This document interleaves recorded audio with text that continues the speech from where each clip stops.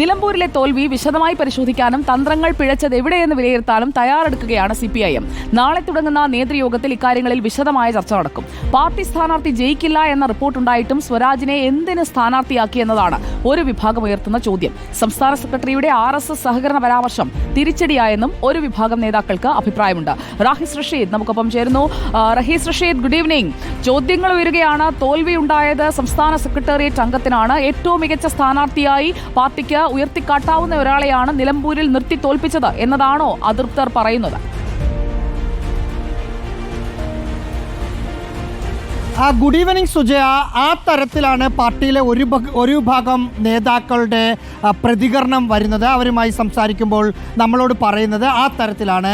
അതായത് നിലമ്പൂർ ഉപതെരഞ്ഞെടുപ്പ് പ്രഖ്യാപിക്കുന്നതിന് മാസങ്ങൾക്ക് മുമ്പ് തന്നെ സംസ്ഥാന സെക്രട്ടേറിയറ്റ് അംഗമെന്ന നിലയിൽ M സ്വരാജിനോട് ആ മണ്ഡലത്തിൻ്റെ ചുമതല വഹിക്കാൻ പാർട്ടി അറിയിച്ചിരുന്നു. ഇതനുസരിച്ച് അദ്ദേഹം മണ്ഡലത്തിൻ്റെ ചുമതല വഹിച്ച് എന്താണ് മണ്ഡലത്തിൻ്റെ അവസ്ഥയെന്ന് പഠിച്ച് വിലയിരുത്തി സംസ്ഥാന നേതൃത്വങ്ങളോട് ഒപ്പം സംസ്ഥാന സെക്രട്ടേറിയറ്റ് യോഗത്തിൽ അവിടെ ഒരു പൊതു സ്വതന്ത്രൻ മത്സരിക്കുന്നതാണ് പാർട്ടിക്ക് ഗുണമെന്ന് പറഞ്ഞിരുന്നു.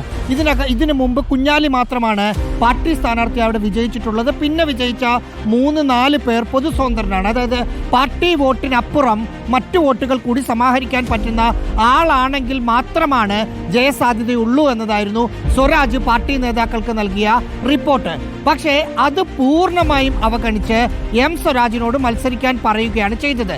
ഏറ്റവും അവസാനം സ്വരാജിനെ സ്ഥാനാർത്ഥിയായി തീരുമാനിച്ച സെക്രട്ടേറിയറ്റ് യോഗത്തിലും സ്വരാജ് മത്സരിക്കണമെന്ന് പറഞ്ഞപ്പോൾ മറുപടിയായി സ്വരാജ് പറഞ്ഞത് അവിടെ ഒരു പൊതു സ്ഥാനാർത്ഥി അല്ലെങ്കിൽ വിജയസാധ്യത ഇല്ല എന്നാണ്. ഇനി പാർട്ടി സ്ഥാനാർത്ഥി തന്നെ വേണമെന്ന് നിർബന്ധമാണെങ്കിൽ DYFIയുടെ സംസ്ഥാന പ്രസിഡന്റ് വസീഫ് മത്സരിക്കട്ടെ, ഞാനില്ല എന്ന നിലപാട് സ്വരാജ് എടുത്തതാണ്. പക്ഷേ സ്വരാജ് തന്നെ മത്സരിക്കണം എന്ന് പാർട്ടി തീരുമാനിച്ച് മത്സരിപ്പിക്കാൻ പോയി. ഇന്നലെ MV ഗോവിന്ദന്റെ ഒരു പ്രതികരണമുണ്ട്. അത് സ്വരാജിനെ അനുകൂലിക്കുന്ന ആളുകളെ കൂടുതൽ പ്രകോപിപ്പിക്കുന്നു. കാരണം MV ഗോവിന്ദൻ പറഞ്ഞത് തിരഞ്ഞെടുപ്പിന് മുമ്പ് തന്നെ ഞങ്ങൾക്കറിയാമായിരുന്നു പാർട്ടി സ്ഥാനാർത്ഥി നിന്നാൽ വിജയസാധ്യത ഇല്ല എന്ന്. പുറത്തു നിന്നുള്ള വോട്ട് പിടിക്കുന്ന ആൾ നിന്നാലേ വിജയസാധ്യത ഉണ്ടായിരുന്നു. അതെല്ലാം അറിഞ്ഞുകൊണ്ട് എന്തിനു കൊണ്ടുപോയി M സ്വരാജിനെ നിർത്തി എന്ന് അണികൾ ചോദിക്കുന്നുണ്ട്. സ്വരാജ് ആയിരുന്നത് കൊണ്ട് ഇത്രയും വോട്ട് കിട്ടി, മറ്റാരെങ്കിലും ആയിരുന്നു നിന്നിരുന്നെങ്കിൽ ഇത്ര വോട്ട് കിട്ടില്ലായിരുന്നു. ആ ഒരു തോന്നലും ഉണ്ടായോ പാർട്ടിക്ക്? അങ്ങനെയാണെങ്കിൽ റഹീസ്,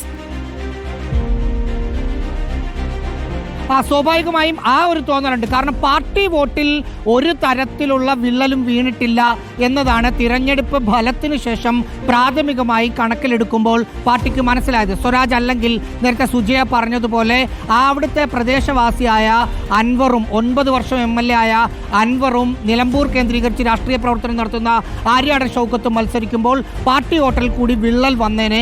സ്വരാജ് ആയതുകൊണ്ട് അതുണ്ടായില്ല എന്ന വിലയിരുത്തലുണ്ട്. മറ്റൊന്ന് RSS പരാമർശം നടത്തിയ MV ഗോവിന്ദനെതിരെയുള്ള വിമർശനവും നാളെ മുതൽ തുടങ്ങുന്ന നേതൃയോഗങ്ങളിൽ നമുക്ക് പ്രതീക്ഷിക്കാം. Suji, okay, thank you Rahees. CPIM വിലയിരുത്താൻ പോവുകയാണ്. നമ്മൾ എങ്ങനെ തോറ്റു, എന്തുകൊണ്ട് തോറ്റു, ആ വിലയിരുത്തൽ എന്താണെന്നറിയാൻ നമുക്കും കാത്തിരിക്കാം.